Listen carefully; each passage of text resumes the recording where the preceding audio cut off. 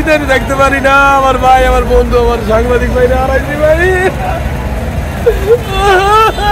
সন্ধ্যা 7:20 আমাকে ফোন করে তুহিনের অফিস হলো জয়পুর রোড, আমার অফিস হলো ঢাকা রোড। ফোন করার পরে বললো যে সাইম ভাই আপনি কোথায়? কারণ আমি বললাম যে আমি অফিসে আছি। আমি গেলাম তুমি কই? কয় যে আমি ঘুমিতে উঠছি, আপনি দিয়া বের হইতেছি, নামবেন? আমি বললাম হ। কি করেন? আমি কই অফিসে মোবাইল চার্জ দিতেছি। এই কথা করার পর কাইটা দিছে, দেওয়ার পরে প্রায় 15 মিনিট পরেই ও আমার অফিসে যায়। 15 মিনিট লাগে না যাইতে। অফিসে যায়, যাওয়ার পরে ওখান থেকে আমরা বের হয়ে আসি।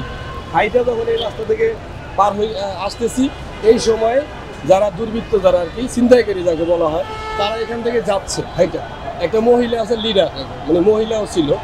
তো এই মসজিদ মাঠ থেকে একটা লোক বের হয়েছে ক্রিম কালারের শার্ট পরা। তারা দেখছে, পিছনের যে দেখছে সে দেখছে, প্রথমে দেখে বলছে যে পাইছে এটা করে ওরা ওইটা বাইর করছে, ওদের দেশীয় অস্ত্র, চাপাটি, চাইনিজ কুড়াল, কিরিস, এগুলো বের করছে। বের করার পরেই ওরা দৌড় দিছে। এই মুহূর্তে তুহিন, এই যে আমি দাঁড়াই আছি, এইদিকে দৌড় দিচ্ছে, আমি আর একদিকে দৌড় দিচ্ছি, আর আশেপাশের লোক যারা ছিল তারাও দৌড় দিচ্ছে। এই রাস্তাতে ভ্যানে যারা ছিল, ভ্যান মালামাল বিক্রি করে, তারাও দৌড় দিচ্ছে। এই ফাঁকে তো আমি এই পাশে ফাঁকে গেলাম, যা দেখি যে কোনো পুলিশের গাড়ি নাই এবং পুলিশ বক্সে নাই। তারপরে দেখলাম এই তাকায় দেখি যে পরে পুরাচ্ছে ওই চার দোকানের ভিতরে। এখন এটাই বোঝা যায় যারাই মারতে গেছে, যেই লোকটা ধাওয়ানো চলে গেছে আর ধরতে পারে না, ও ভিডিও করার কারণে পিছন থেকে দৌড়ায় পিছে ভিডিও করতে গেছে। এটার কারণেই তার ইস্যু। ভিডিও কেন করলো এই বিষয় নিয়েই সে তাকে নির্মমভাবে হত্যা করা হয়েছে কুপাইয়া। তাই আমরা সাংবাদিক সমাজ, সাংবাদিক একজন ভালো মানের সাংবাদিক ছিল তুহিন, তার আমরা সুস্থ দিয়ে একদম বিচার চাই। অন্য কোনো দলীয় ইস্যু না, কেউ দলীয় ইস্যু করবেন না।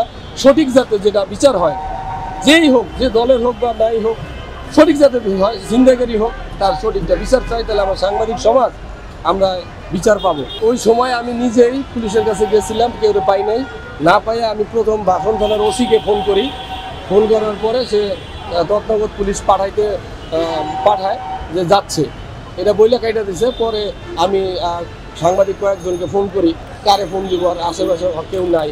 হঠাৎ আমি কিছু সাংবাদিকদের আমি ফোন দিয়েছি, তারপরে তারা আসছে, পুলিশ কিছুক্ষণ পরে আসছে। যেহেতু আমাদের সাংবাদিকদের নিরাপত্তা নাই, আমাদের সাংবাদিকরা বস্তুনিষ্ঠ সংবাদ পরিবেশন করে থাকে, তাই সত্য লিখতে গিয়ে যদি তা কারো বিপদগ্রস্ত হয়, এটা তো ভয় থাকবেই।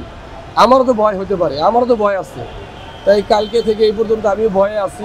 এই জন্য বলছি যে কোনো ইস্যু নাই, শুধু ছিনতাইকারীর কারণে তাদের অন্য টার্গেট ছিল, অন্য টার্গেটের কারণে সে ছবি তোলার কারণে তার এই ইস্যুটা দাঁড়ায়। আসলে এটি হলো আমাদের কিছু সাংবাদিক আর কিছু ইউটিউবাররা আছে, এরাই খালি এগুলো পেঁচায়, নাটক করে। এগুলো ঠিক না, সঠিকটা করেন, সঠিক জানেন, সঠিক নিউজ করেন, দেশ ও জনগণের সেবা করেন, সকলকে উৎসাহিত করেন, বিভ্রান্তিতে ফেলায়েন না। ও আইডিতে একটা লাইভ দিছিল এই রাস্তার মাঝখানে, যে ফুটপাথ পারাপারে নিয়ে ও একটা লাইভ দিচ্ছে। ওখানে কোনো চাঁদাবাজির বা কোনো কিছুর উল্লেখ নাই এবং ওই দৃশ্যও নেই।